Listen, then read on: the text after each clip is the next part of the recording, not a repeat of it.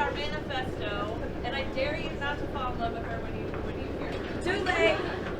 Take it away, Ben. Hurry it real loud. Real loud. Okay. Everyone is creative. A creative life requires bravery and action, honesty and hard work. We are here to support you, celebrate with you, and encourage you to make the things you love. We believe in the power of community. We believe in unity. We believe in face-to-face connections, in learning from others, in hugs and high fives. We bring together people who are driven by passion and purpose, confident that they will inspire one another and inspire change in neighborhoods and cities around the world. Everyone is welcome. Woo!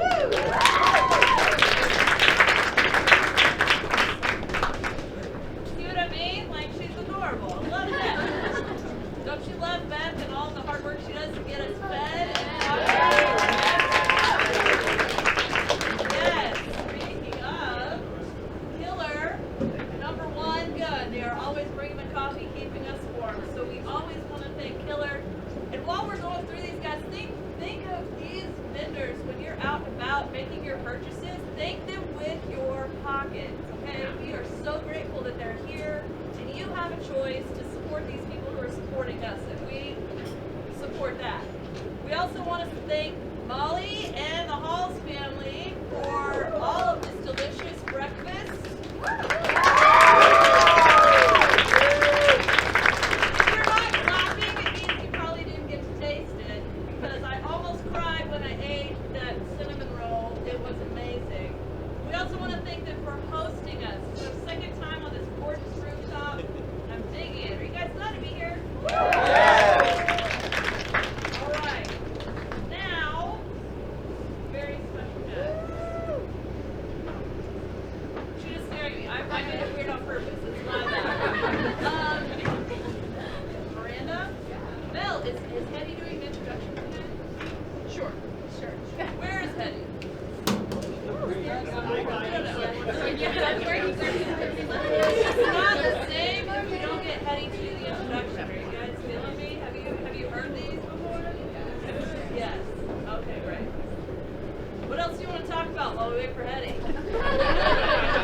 Okay, let's see how the crowd was divided. Who went with the scones this morning?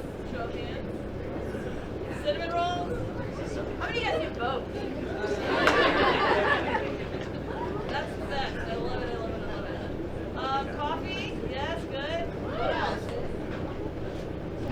Okay, great. My name is Andrea, and I was born in 1981 in beautiful Santa Fe, New Mexico. Oh my gosh, Hetty's here. My goodness, how are y'all doing today? Good. Look at somebody, give them this biggest smile ever, if you would. Go ahead and look at somebody, give them a big smile. Oh my goodness. Great.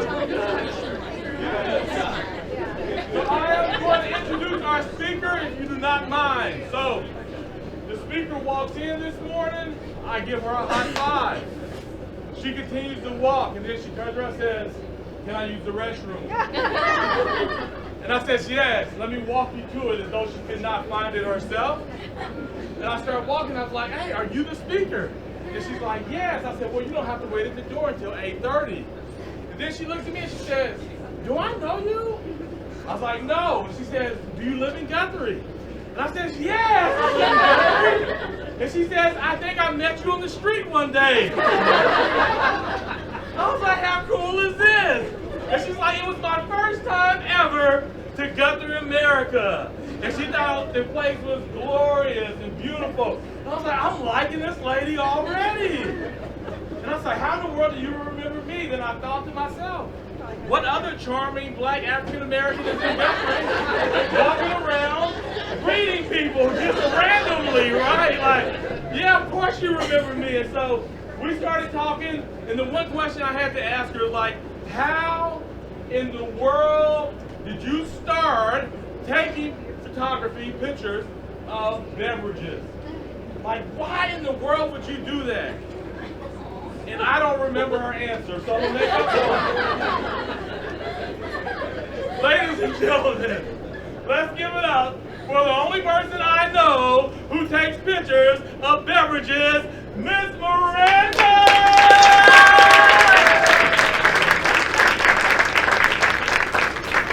Wow, what an introduction. I just want to thank you all for being here today. Do you guys mind if I exit this really quick? I'm going to pull up my speaker notes.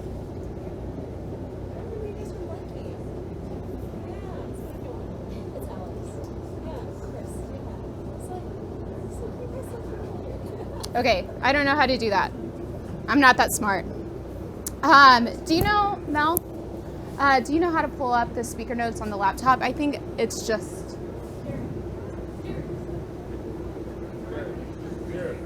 Speaker notes. Jared. Okay, while he's helping me out, I'll tell you guys how I started with the Bevographer. So there was one day that I was working back in the day with Big Wing. As some of you might know, it's through the Oklahoman, they're a marketing agency. They're fantastic. And I was doing a little bit of food photography for them, and I just fell in love with it. And one day, my husband and I, we were eating pizza, and he started pouring a glass of beer, and I happened to have my camera with me, so I took a picture. I was like, dang, this is a really dope picture. So then it just kind of snowballed from there, and that night, by the time we left and made it home, I had started the account Bevographer, and I was shocked that nobody had that Instagram username, so I snapped it up. And from that point forward, I just decided to focus in on that little bit of a niche to kind of help my photography. I really wanted to grow in it and felt like that would be a really great way for me to learn more about how to take really great pictures of food and beverages. So one day I really want to get to the level of Brandon that we have in our audience. He's incredible. If you guys do not follow him, he's the Dwelling Table. Just gonna give him a little bit of a shout out. He's incredible. If you don't follow him, you should. He's probably one of the best food photographers in the city. All right, so when Mel asked for me to talk on the subject of being lost, at first I was a little offended. Wow, Mel, how often do you think I'm lost in life? I just don't know. Should I take this as a compliment? And then I thought about it and I said, you know what? I have been lost a lot in my life. There's been a lot of moments that I have found myself just struggling to figure out where the heck I am and where I should be going. Whether that was in my relationships or my job, sometimes physically, actually lost in the wilderness. And so as I thought through it, I realized that there are very distinct stages in my life that I went through in these moments of being lost. So that's what I'm going to talk to you guys about today. The first stage that I want to talk about is the oh shit moment. So I grew up in the Texas Panhandle in a small town called Borger. So that's not burger, that's not booger. You put them together and that's Borger. And Borger is it's an interesting place to grow up. Most people who know Borger know it's outside of Amarillo. And Amarillo is known for its 72-ounce steaks and the Palo Duro Canyon. That's a really kind of gorgeous picture that you can see of the canyon right there. And Borger has a little bit of those canyons from the Palo Duro that stream through it. And so it was just such a fascinating place to grow up because so many times my sisters and I decided to get lost in those canyons. And there's one particular summer where my sister and we were exploring the canyons outside of our backyard, and we got so lost. We had turned the wrong way, and instead of turning right to get home, we had turned left. But what was great about that is that we had stumbled upon this incredible waterfall. If you know anything about the Panhandle, there's not a whole lot of water features, so as a kid, this was very exciting, so exciting to find this waterfall that was just kind of ours. So we talked about it and we decided to name it Utopia. All you 90s girls know what I'm talking about with Ever After. And if you haven't seen that movie, you should. So we called it Utopia, and we found our way back home and made sure to mark the path so that we could get back to it. And we spent the entire summer going back to Utopia. Really really was such a great time because we got to talk about everything that was going on in our small town, all the gossip, all the things that we were dreaming about in our future lives. And then one day, I made the very terrible mistake of climbing up on top of that waterfall to see where the source was from because I was curious. Guys, TLC was right. Don't go chasing waterfalls. Do not. Because what I found out is that my oh shit moment in getting lost was literal shit. The waterfall came from our water treatment facility. Yeah. Oh. So we decided to call it Pootopia, and we never went back. And that's really kind of what I'm talking about in that moment. See, there's so many times when you get lost and you haven't quite realized that you're lost. And then you stop and you look around, you don't recognize anything, you're like, oh shit, I'm lost. I'm so lost. How am I gonna find my way home? And that really starts the process of being lost. Which takes me to my next one, the can I survive? Now, you can't talk about being lost without having a little bit of heaviness to it. And there was a moment in my life where I felt like I was lost in the deepest, darkest forest, full of my greatest fears. I felt like I just could not see a way out. There'd be times of light, there'd be times where people would come into my life, kind of like the Northern Lights, and they'd bring like color and life and vibrancy, but then I would turn right back into that forest because it felt kind of comfortable to me. And some of you know what I'm talking about because you've been there. I'm talking about depression. I had struggled with depression so much that it had become painful to go outside. It became painful to be around people. It was just like I couldn't feel the sun. I couldn't feel the warmth. So I hid. I hid in my apartment. I hid away from people. I destroyed most of the relationships I had built in the first 21 years of my life. So I felt like I was lost within myself. And I was questioning, can I survive? The crazy thing about surviving is that a lot of it is based on willpower.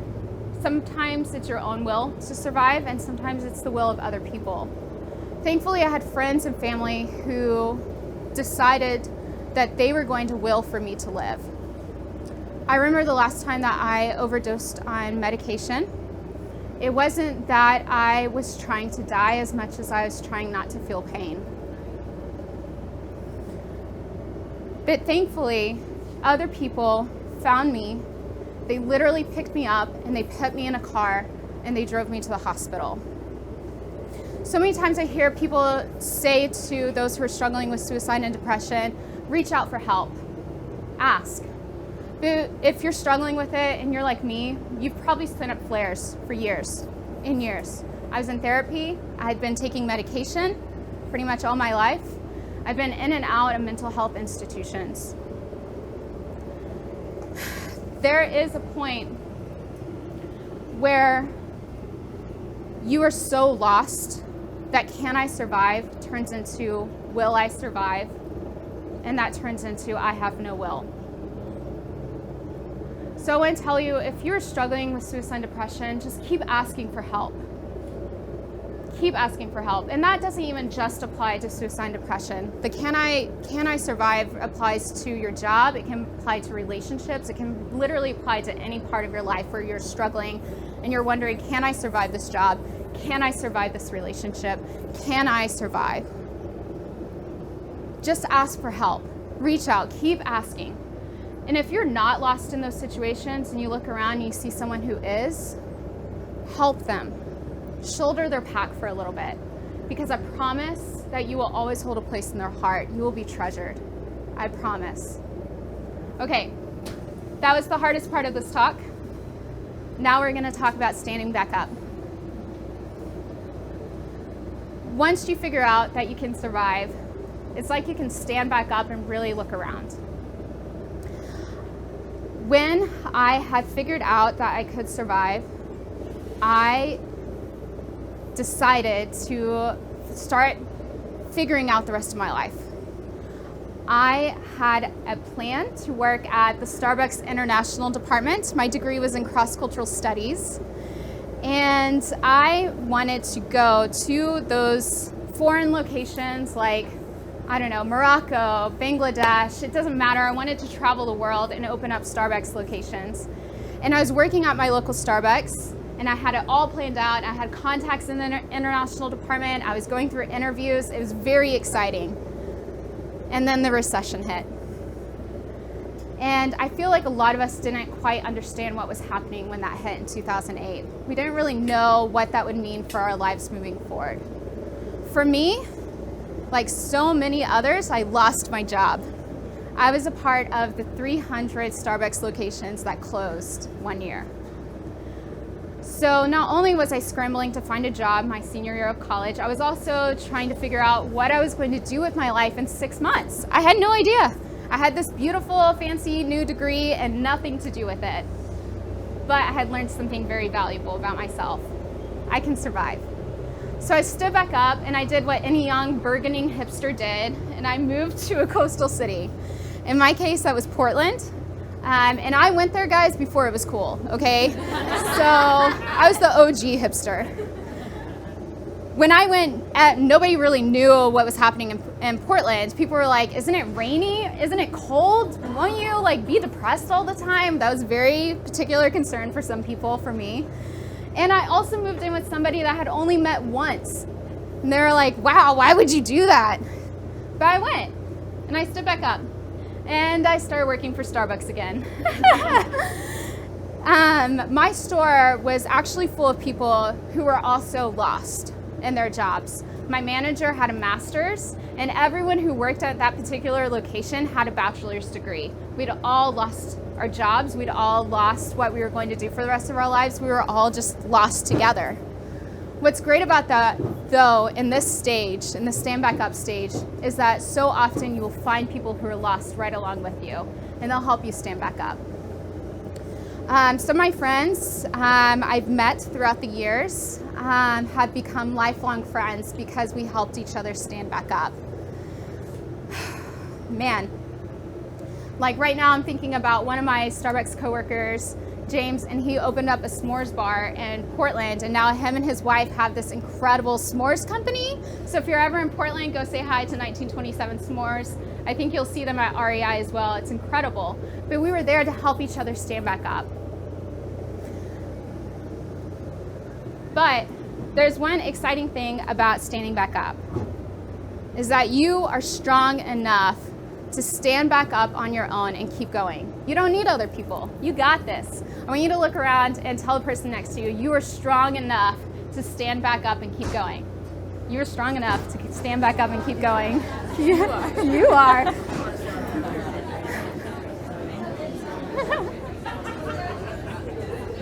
You guys didn't know there was going to be audience participation, did you? And that takes me to my next point. The wonder stage. This is the most exciting stage. This is the point where you stand back up and you look around and you're just in awe of everything that you see around you. I've had several moments of wonder throughout my life. The wonder of finding Pootopia before I figured out that it was full of poo. The wonder of being lost in Portland and making new friends and conquering my fear of diving off of cliffs in a place called Punch Bowl Falls. Do not tell me if that one is full of poop. I don't want to know. The wonder of getting lost in India and finding lifelong friends like Harriet and Miguel. If you're watching, I love you guys. The wonder of being lost when I find my husband and we go on all these incredible journeys throughout Montana and Washington. And then there's also the wonder of figuring out what I'm going to do with the rest of my life. You see, I not only lost my job with Starbucks when they closed down all the stores, but then when I was in Washington State, in Seattle, I lost my job because they had a whole floor of cuts.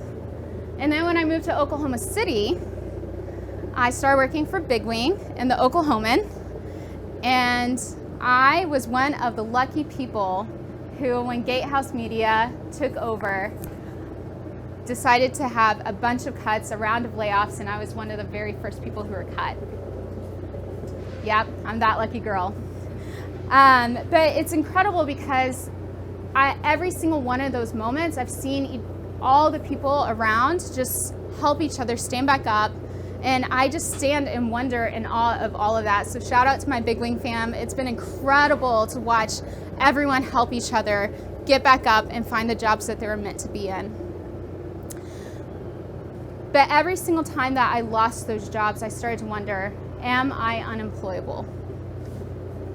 I wondered it so much that I actually typed it into Google as a question, like, am I unemployable? Like, is this really a thing for me? Oh, man. And I came across an article that said, are you unemployable? Maybe you're an entrepreneur. Yeah, it's good. That guy had experienced a lot of job loss like me, a lot of bad fits in a job. I'm a little bit of an introvert, so working in customer service isn't necessarily the best fit for me, in case you're wondering. And I just kind of filed that back in my mind, like maybe I am an entrepreneur. And I tried it, but then didn't really dive in. And so I just kept bouncing from job to job at job, it felt like. And then finally I was forced into a crossroads. I was either going to keep bouncing or I was going to decide to do this entrepreneur thing for real. So I started my company on June 1st, officially opened my doors, and it's been a crazy ride since. And I am just in such wonder and awe of everything that I've been able to accomplish in less than 6 months. It's crazy. I get to do, yeah, thank you. I get to do what I want to do. I get to build websites and SEO and take pictures. Like, I'm not stuck in just one role. I get to call my own shots. I get to work with the customers that I want to work with. I get to charge what I want from the small businesses that I work with. I don't make a lot of money. I make enough to pay bills, but I don't really want to be rich, guys. I just want to eat and I want to hang out with my friends. That's all. I think a lot of you understand that. And the best thing I've learned is that when you're talking about lost, there's a very famous quote that probably most of you have thought of about wondering and being lost. And I thought that for me to find wonder, I had to wander. I had to go to the next thing. I had to move to the next place. My poor husband has moved with me across the country 3 times. So in our 5 years of marriage, guys, that's a lot. But the greatest thing that I found is that you don't have to wander to find wonder. Maybe you're like me, and maybe you feel like you're in a dead end with your job. Guys, please don't, all of you, please don't get up and quit. Please don't quit your jobs today, guys. But I want you to stop, take a beat, and look around and see the wonder that is around you. Maybe you feel like you're lost in your relationships. Maybe you want to be in a long-term relationship, or you're in a relationship that you're not sure that you want to be in anymore. If that's the case, I want you to stop, take a beat, and find the wonder that's within yourself. No matter what, no matter where you are lost in life, if you just stop, take a breath in, and look around, that's when you'll find there's an art in being lost. Thank you. Thank you.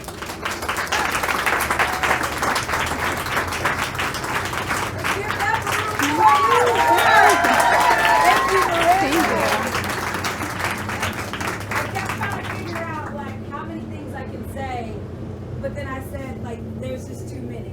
Thank you. Thank you for your time. Thank you for your vulnerability. Thank you for sharing. I'm still processing. My name is Krista and I volunteer here, and I would like to open the floor for any questions you guys might have for her. We got one back here. Yeah, so from working at Starbucks, what did you do to build up your marketable skills, to then go out on your own? Yeah, absolutely. So Starbucks taught me a lot of really valuable life skills.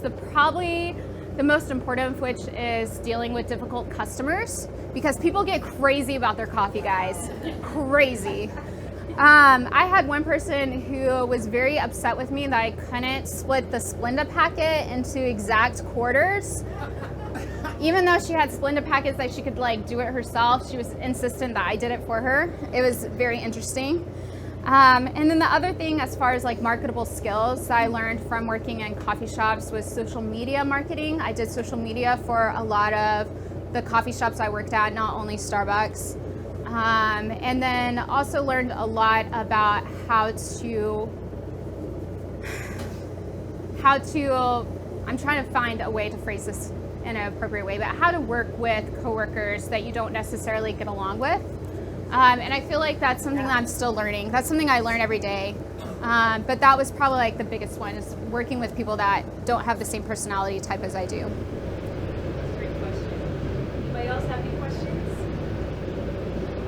Oh, do you have a website or anything? I do. You can find me on Instagram or Facebook. I'm Augur right there. Oh, Yeah. No, here's what's funny. So it's EEBOGRAPHER.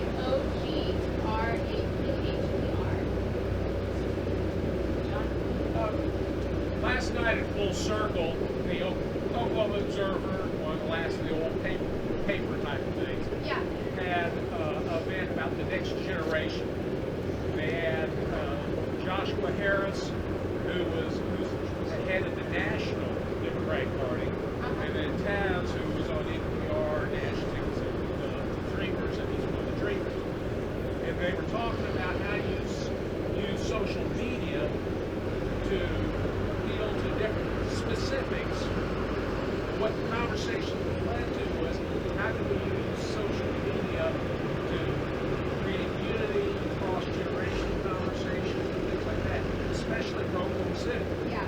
How can we go about getting these some sorts of cross-generational conversations in Oklahoma City and the state-of-the-art media? Yeah, that's a really good question. I know, it's a really good one. That's a heavy one. I would say, like, as far as social media goes. Hey, Miranda, will you repeat the question? Oh, yeah. So he was asking about, and I'm going to paraphrase, but about how we can use social media to reach across generations and build more unity within the city. And I think that's a really great question. I would say right now in social media, especially on Facebook, I think a lot of us have lost some friendships over politics on Facebook. And for me, the best way to do that is to think about what you post. So often I read an interesting article about Twitter and about how the retweet function has allowed for people to just like post ad nauseum without thinking about it. You don't have to think to repost something. You just click a button and it's out there. And I would say probably like the biggest thing that you can do is really think about what you're posting, and maybe save the politics for in person. So that's the biggest thing that comes to mind. And I think as far as like what you can do personally to build your like unity, because I think that's going to be a big thing, is like what you personally can do. Just engage as well. So that's probably like one of the greatest things I found about Instagram. I met my husband on Instagram. I've met a lot of people here on Instagram. And a lot of that was just because of engagement, because I engaged with them. I didn't just like go and like their picture, but I commented and I started building relationships. And I think that's probably like the biggest thing that you can do. Social media is such an amazing tool to reach people that you never would have otherwise met. And I think that if you are intentional and you really go out and try and meet those people where they're at, I think that's going to be a really great tool to bring unity across generations. Does that answer your question? Yes? No? I would push a little more in terms of how can we do this in a cross-generational way. Yeah. Because Joshua had like, I think he said 500,000 people on his links, and of course that just blows our mind. Yeah. Yeah, I think when you start to get into terms of thousands of people, you're not going to reach all of those people. For me, though, I feel like, so one of the people that I've met in Oklahoma City are Chris and Nikki Buckaloo, and they work with seniors real estate. Do you know who I'm talking about? They're incredible people. And I met them through marketing, but honestly, like, I've learned so much about the older generation because of working with them and because of doing social media with them. And part of that is like actually engaging with those people, like what I was saying. So like, there's been people that I've met in real life at their conference. They have a legacy conference every year. And there's people that I've met in person that I had met previously on Facebook. And because we had that Facebook relationship, it was easier for me to go up and say, oh, I recognize you. You are so-and-so from here, and I'm so glad that we could finally meet in person. So that's just something. So not being afraid to like reach out and comment and like have actual conversations with people on those social media tools. Does that clarify it a little bit? Okay. Yeah. One more question, anybody? I've got a question. So you found your husband on Instagram. Y'all know where I'm going. So you commented, did you slide into the DMs? I'm trying to take notes. Make sure we get this down right, because I'm trying to learn. All right, so I was living in Dallas at the time, and my husband was living in Tulsa. So my friends from Dallas went to Tulsa to do what was called an Insta-meet way back in the day. That used to be a thing. Okay. I don't know if it's still a thing. Okay. But it used to be a thing, and you would just like meet up and just like meet random strangers and then like go on a walk, and you would just take pictures of each other and of like architecture. So I think we should bring that back. We should do an OKC Insta-meet. But some of my friends went up to Tulsa to do an Insta-meet, and I couldn't go because I had to work at my coffee shop. But I was looking at the pictures, and I saw a picture of him, and I was like, dang, that guy's cute. So I commented, I liked, and Instagram didn't have the DM feature yet. But as soon as they released it, he was my very first DM. I slid in. Yeah. I mean, look at that face. Thank you.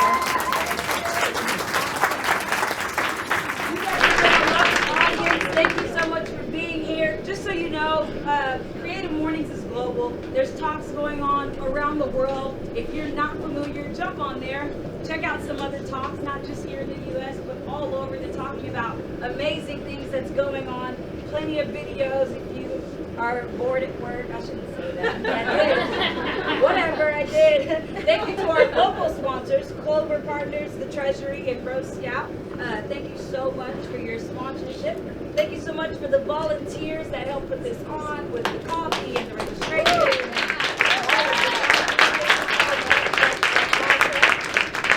Volunteer, you can see Mel. She can get you hooked up on that. As always, thank you so much to our documenting team. The bicep, that's just fantastic. Did anybody else see them getting a shot of each other earlier on the floor? One was on y'all killed it. I'm sure you did. It was awesome. So thank you guys for being here and bringing the fun. Thank you for being here for Lost. We can't wait to see you guys next month. Meet somebody new. Shake Miranda's hand. Give her a high five. Thank y'all for being